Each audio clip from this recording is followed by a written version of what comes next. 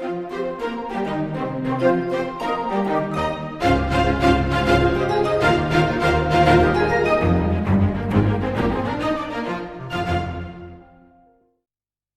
citizens of Mondstadt enjoy the greatest wines, brews, and if licensed to do so, they also enjoy sailing through the skies on wind gliders, although hopefully not at the same time. Oh dear.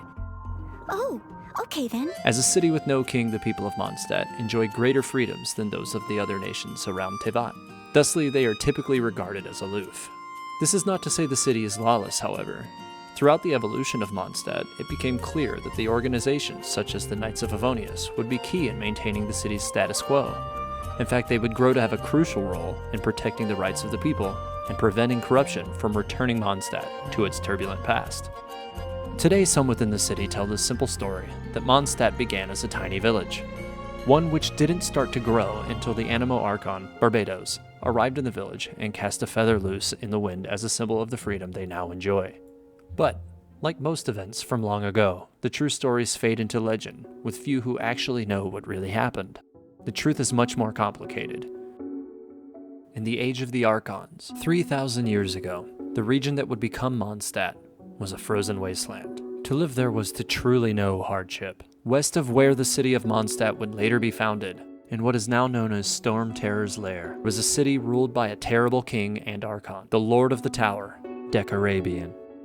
Decarabian is likely taken from the character in ancient mythology, Decarabia, the 72nd demon of Gotia. Decarabian was selfish and cruel. His city was constructed into a circle, with a tower in the center where he resided, so that from his roost, he could control all. His subjects relegated to predestined tasks and assigned specific living locations. The oppressive rule of the king was more than the leader of the clan Gunhildr could stand. Leading his clan away from the city, into the frozen wastes of the future lands of Mondstadt, he strived to build a better life for those under his charge. The land was unforgiving, and said to be consumed by all-engulfing blizzards and ferocious winds. Fate would smile on the wandering Gunhildr clan. The chief's daughter reached out in a sincere plea to the Archon of Wind.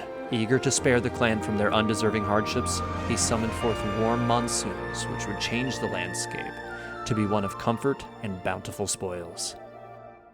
Barbatos went on to provide them with shelter, and gave the daughter the power to protect them from those who would seek to bring them harm. This may have been the first Animo vision ever bestowed to a mortal.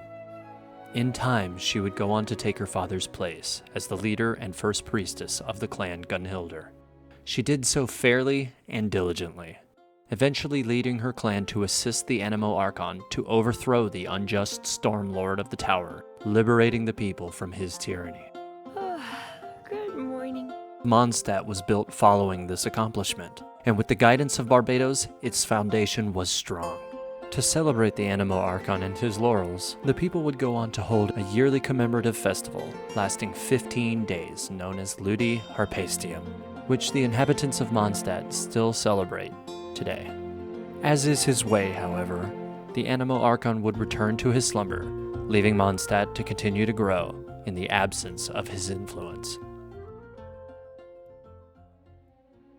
2,000 years passed, and tyranny would again consume the lands of freedom. The time of aristocracy was one full of greed and unfair treatment. The people had little escape from the rule of the wealthy.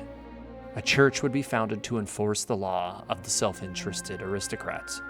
The study of historical texts would be outlawed, and songs that tell of historical events forbidden in an effort to quell the chance that tales of old heroes would spark the flames of resistance. To further break the will of the people, the festival Ludi Harpastium would even be twisted to serve the aristocrats' vanity, building a large tower in the city center to flaunt their wealth and dominance over the common people.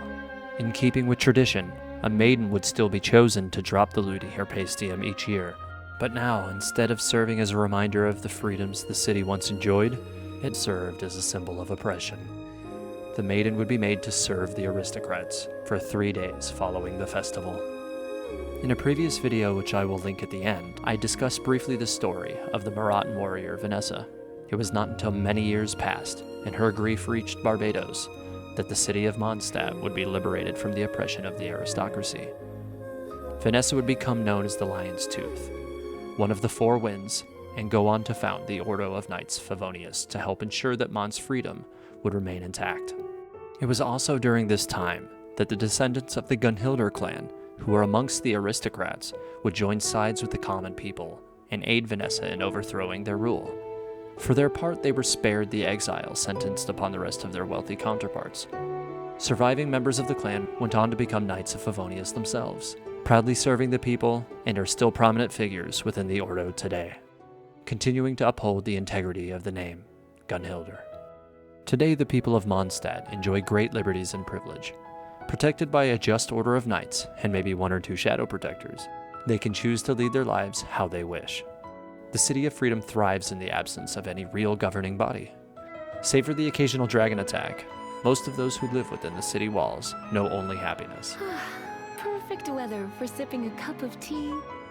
Now known as the Crown of the North, the City of Freedom, the City of Wind, or even to some, the City of Dandelions, Mondstadt's rich history paved the way for many stories and songs to be written, telling the tales of the heroes who helped forge the city into what it is today.